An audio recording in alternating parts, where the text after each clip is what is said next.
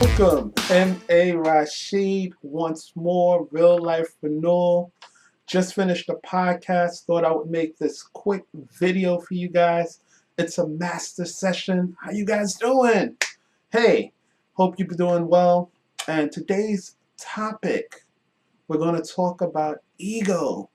And a lot of people think that ego is a bad thing, but I'm going to give you a jewel today. I'm going to say something that's not the norm, but I want you to pay attention. Ego is not a bad thing. Again, I'm going to repeat what I just said. Ego is not a bad thing. In fact, you need a little ego in order to achieve. Let's take some of the greatest examples. Michael Jordan had an ego. In fact, he was cut from his junior high school team, and that pain, which bruised his ego, actually he used it and left it as a chip on his shoulder and went all the way to the Basketball Hall of Fame. And some would say, arguably, the greatest player of all time. Okay, no disrespect to LeBron. But, so save your emails. But you get my point. Michael had an ego. His ego was bruised. In fact, he mentioned that in his Hall of Fame speech. He intimated that he carried that. And his junior high school coach, I believe, was in the audience too. So, ego. Let's think about other luminaries, people like Steve Jobs.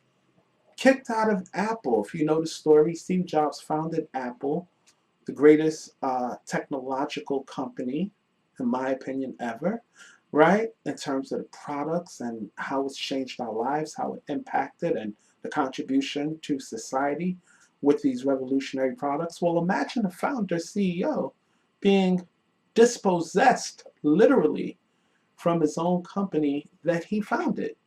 Whew, that was tough. That was real tough. But guess what? Steve used it. Now he went on after being ousted to go to Pixar. They did animated films. He did his thing, but he used it. It gnawed at him. So when he got back to Apple, he actually saved Apple, took back the helm, and we got better products as a result of it. All because of his ego, okay, being trampled upon, and him having the pride and wanting and knowing, okay, that that was his company and he would get back and he would make some serious impact, some serious noise. And that's what he did. So again, another example, Muhammad Ali, greatest boxer of all time. What did he say? I am the greatest. Not the greatest in terms of just great, but the greatest of all time. Okay, that was his proclamation. Well, you can't get more quote unquote egotistical than that. But look what we got. We got the greatest pugilist, boxer ever of all time. So ego was a good thing. And many examples. Picasso said, there was one quote I remember, I'm paraphrasing. He said something about his mother said, she wanted him to be something, or a teacher or a painter, and he decided no, he would become Picasso. You understand? So you need a little ego, and you can use it to leverage it and to use it to ascend to great heights. Now, here's the caveat.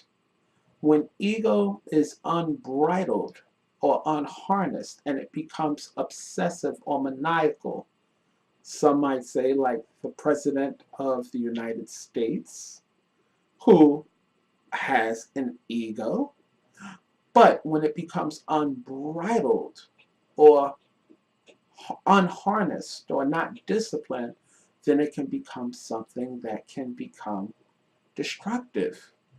All right? And again, I'm not picking on Mr. Trump per se, because this is not a political mastery session. This is not a political class.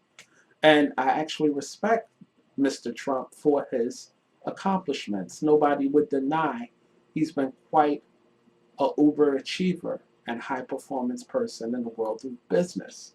That's undeniable. But he had an ego and he used that. So that was a good thing. The only caveat is when ego becomes unbridled and it becomes maniacal. I'll give you an extreme example. And again, this is the extreme.